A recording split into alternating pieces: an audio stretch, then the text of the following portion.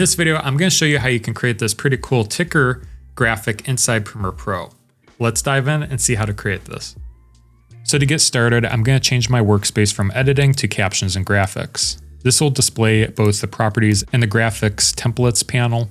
I'm going to go over to the properties panel since we're going to be creating this from scratch. The first step that I'm actually going to do is toggle on my safe margins. I'm going to click on this button here inside my program monitor. And if you don't see this button, you can easily click the plus button at the bottom right and easily click and drag this down to your menu here and click OK. What we want to do and make sure is that when we create our ticker animation or ticker tape that we are within the inside rectangle, as that's the safe margin for text files.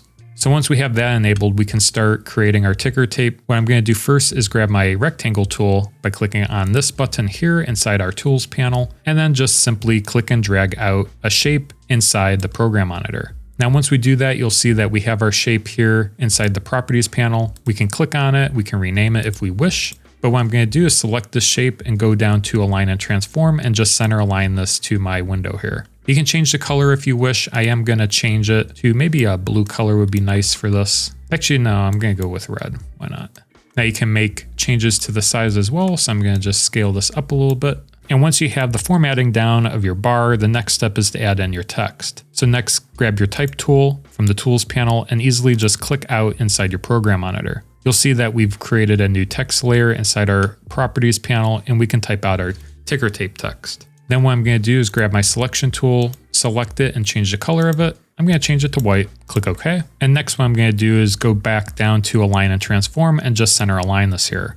I'm also going to click and drag this down here while holding down Shift and just kind of center align this to my ticker tape background shape layer. Once I have the text formatted in the way I wish, I'm going to use this font here, but you can choose whichever settings, fonts, colors, and size that you wish. Once you have both the background and the text layer the way you'd like it, the next step is to animate it. So next what we're going to do is select our text layer and go to Effects Controls. We're going to scroll down under the shape layer first, and we're going to first animate the shape layer on. I'm going to make sure my playhead is at the very beginning, and when we scroll down under the shape controls, we can toggle on the position keyframe. We can first go out forward in time. I'm going to hold down Shift and use my right arrow to go forward 5 frames. I'm going to do that a few times here. I'm going to go out about 5 times or about a second forward in time. I'm going to expand my view here a little bit and click on this button here. This will add a keyframe, and then I can click on this button to go back to the first frame and then animate this off screen. Now when we play this back, this is what we have. We can add some easy ease to this keyframe here by clicking on it, right-clicking, going to Temporal Interpolation, and go to Ease In. This will ease in the animation to that keyframe. We can then scroll down and zoom in here by clicking on the plus button of our keyboard. To make the viewing a little bit better, I'm going to hit the tilde button on my screen to go full screen of the panel view. I'm then going to go to the beginning of my timeline and then click on this keyframe here, and you'll see this handlebar. We can then click and drag this to the left, and this will add some ease to that keyframe. So I'm going to click on the tilde button again to collapse my full screen view of the panel, and then click play, and we can see what we have. So we have a nice ease in animation there. And if you want to make changes to the timing, you can easily just click and drag this to make the animation faster or slower. You can make it a little faster here.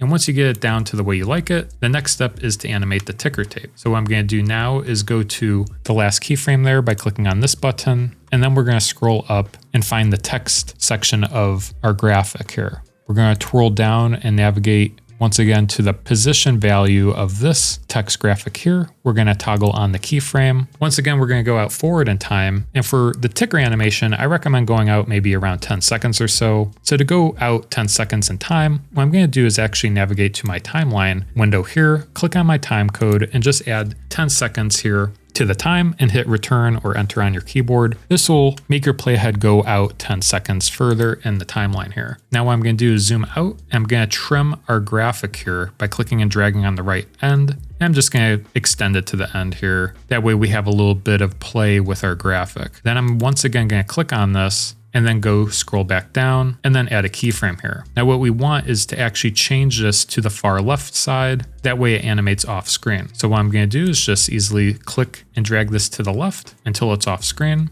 And then I'm going to go back to our first keyframe here and click and drag to the right. Now it's important to do it this way. If you ever watch the news, you'll always notice that it runs from the right side to the left side or this way.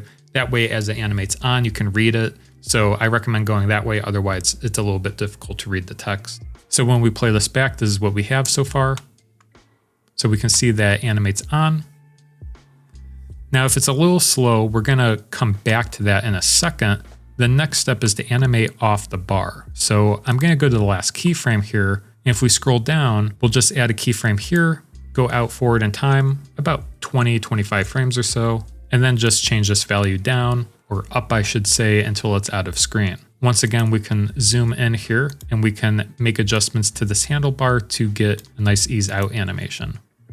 So once we have that, I'm gonna go to my last keyframe, and right here, I'm gonna trim my text layer. So I'm gonna click on the clip and then trim the end, so that way that's the end of it. Now what we're gonna do so that we can adjust the speed of this is we're gonna once again go full screen on the effects controls panel by clicking on the tilde button. And we're going to zoom out. Now, as you can see, at the very top left here and at the very top right, we have these little blue, essentially rectangles that we can click on. If we click on it, you'll notice that it makes an in and out section essentially around our keyframes. So once again, I'm going to go to the beginning here at the top left and just click on it once, and you'll see that these little safe margins appear. And that's what they do. They essentially protect the animation, preserve the keyframes of those sections or areas of your graphic. So now what we can do, if we exit full screen by clicking on the tilde button, let's say if we want it to go faster, scroll or crawl at the bottom faster, we can easily click and drag this to the left.